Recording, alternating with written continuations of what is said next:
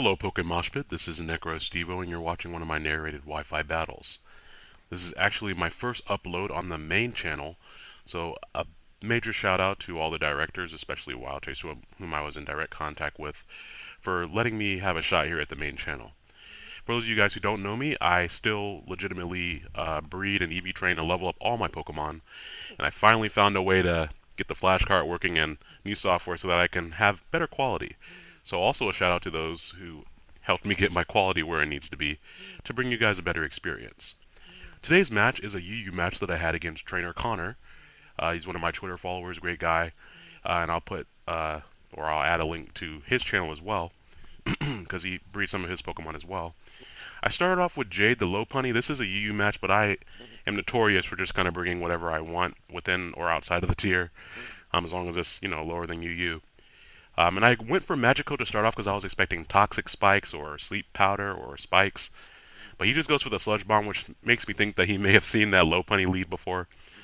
Knowing that he's going to go for the Sludge Bomb again, I go out into something that I don't mind being put to sleep right now, and that's Hild, the Excavalier, which for those of you who've played Soul Calibur, you might recognize that nickname.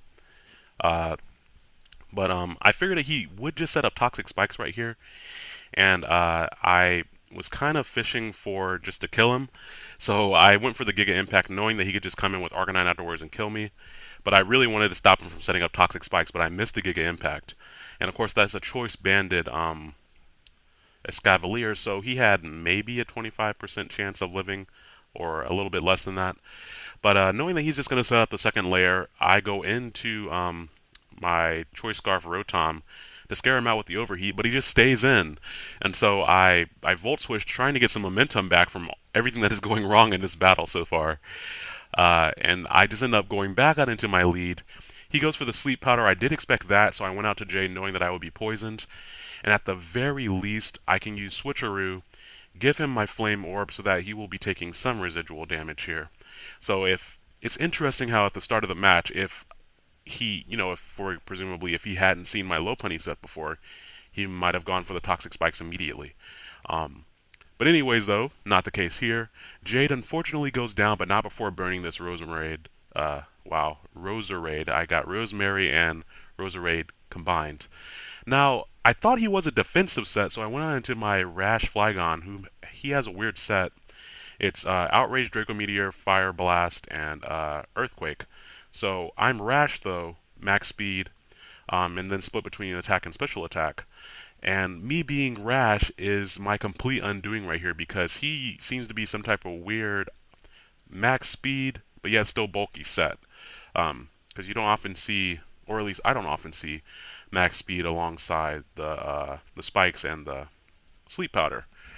But unfortunately, he has Leaf Storm on deck, and he's able to use that to knock me out. I was hoping that maybe he had Giga Drain so that I could survive one or two and wake up and knock him out with the Fire Blast. But here, once again, I'm expecting him to switch out. And I know that you guys are thinking, why is this guy playing so poorly? And I really thought that this was a good match because it illustrates how you can make a good match out of a lot of really poor plays. And assuming this Roserade would have died from that Giga Impact earlier, a little bit of hacks as well. But I went ahead and went out into Nia knowing that I could trace the Roserade's natural cure, block his Sleep Powder, and also threaten him out with a Psychic. Nia, of course, is a reference to Gurren Lagann, for those of you guys who've seen that anime. I knew no matter what he did, I could live it, so I just went for a Wish so that if I needed to switch out and have something take a hit, it would get the Wish. Or if for some reason he decided to try to save his Roserade right there, and then I could get my HP back from the toxic damage as well. This particular Gardevoir has Wish, Will-O-Wisp, Psychic, and I believe it has Toxic. I think it's really weird, but it's a great support Pokemon, especially on teams where I don't run hazards. And I believe it's also max HP, max special defense. So he goes out into Sableye. He does taunt me. I'm okay with that because I just wanted to see what he was going to do. And even if he went for a Sucker Punch or Fake Out, I wanted to get all my HP back up on Nia because now that I'm down Jade and also my Flygon, I really can't make any crazy plays right now. I need to play a little bit safe until I find an opportunity to take a crazy risk. And so fortunately I have that opportunity right here as I switch back into my Choice Banded Hild. I was assuming he'd go for the Will-O-Wisp priority, so I go back into my Choice Scarf, Rotom, and finally I have a chance here to do something because he goes for taunt, probably expecting Will-O-Wisp or maybe I don't know, Toxic if people run that on Rotom. I don't really know. Thunder Wave. But I just go for Thunderbolt, which is a nice safe move, and that's a very clean 2-hit KO even after the leftovers. It looks like. And it looks like he tried to go for the Nightshade there because he didn't outspeed. So I'm able to take out Sableye, which is great because now I don't have to worry about my Escavalier being burned. And finally, I have some momentum back on my side of this thing. Now, it goes into Hercules. The way he brought that in, I was kind of thinking he was Choice Scarfed. And I am modest Choice Scarfed, so my Rotom, of course, won't outspeed. And I believe he he either knew I would switch out and just switched into Arcanine randomly, or he was maybe expecting a Fire type move, which he has Intimidate, so it probably still would have done a good bit of damage. He goes for Thunder Fang, which I thought was a weird move to have on Arcanine. It doesn't really do any damage at all. So that's making me think he's some type of weird bulky build. And he goes for it again, maybe expecting a switch out, or maybe fishing for the flinch or the paralysis. And I missed my first Toxic. Fortunately, I hit the second one.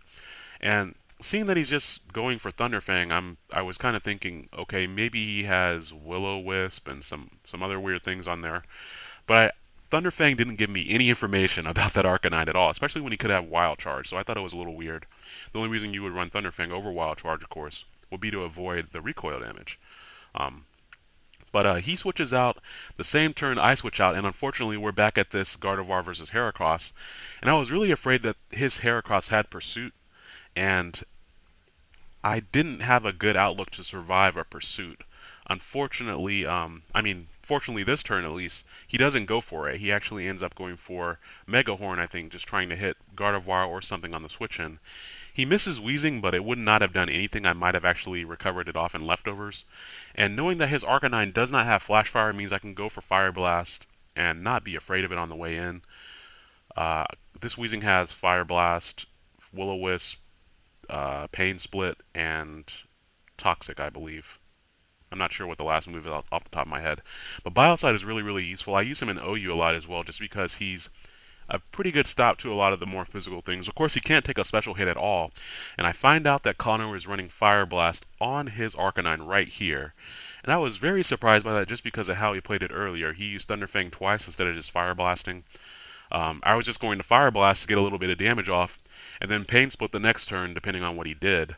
But I obviously am not going to get that opportunity. Thinking that Biocide might be useful later just because he has Levitate, he doesn't have any rocks up, so I don't have to take rocks damage, so he might be useful as a Death Fodder switch in later. I know I can go into my Special Wall Gardevoir right here, and just trace the Intimidate, which will lower his attack, so his physical attacks won't be doing as much in case he expected a switch. And if he goes for Fire Blast again, not going to hurt too much because obviously he's mixed and a little bit bulky from what we can see here. So the Extreme Speed basically does no damage, maybe 20 damage. And he can stay in and go for Fire Blast, but if he does that, it's not going to do much, and I can hit him with a Psychic, or even Wish Up at this point. So it's a good thing that Biocide toxicked that Arcanine earlier, otherwise it may be a little bit difficult to play around.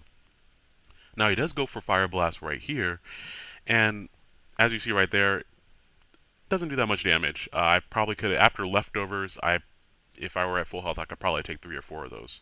But I just went for Psychic to knock him out. I don't want to deal with something that has priority. I really don't want any fire types around when I have an Escavalier, so no sense in letting him have that. Now he does go out into Hercules right here, and now I'm really sure he has Pursuit because there's no reason for him to send it out like that unless he did. Because even if he outsped me, I could just switch out.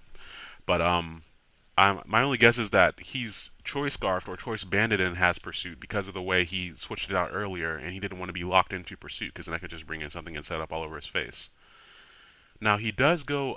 I knew he pretty much had to switch because I figure he's locked into Pursuit, and so he goes into his Togekiss the same turn I go for the Volt Switch, which is excellent. Gives me a chance to get out of there, go into my hill, the Escavalier again, and hopefully be able to 2-hit KO, or if you roost off the damage, hopefully still be able to 2-hit KO it with either Iron Head or I think Iron Head's the only thing that I really want to hit it with.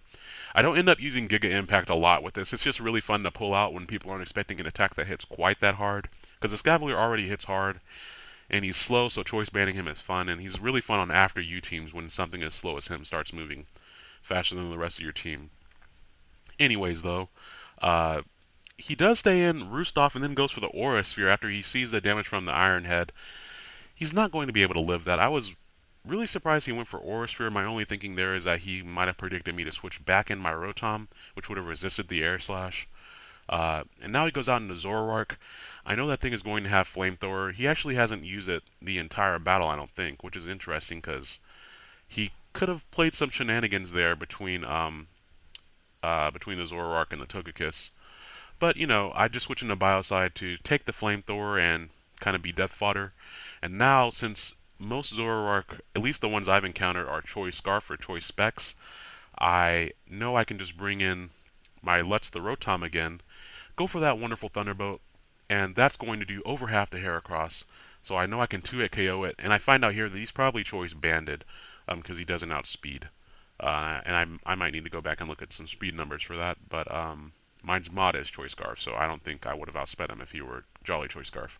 But he goes on into Zoroark, and if he wants to take out my Rotom, he has to lock himself into something other than a fire move, and then that won't work, of course, against my Escavalier. So that's going to be the end of that match. I hope that you all did enjoy it. If you did, be sure to leave a like button. You guys would be amazed by how much that helps out channels like the PokeMoshPit.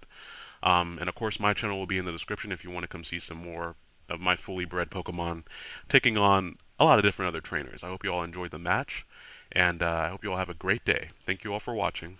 Bye bye.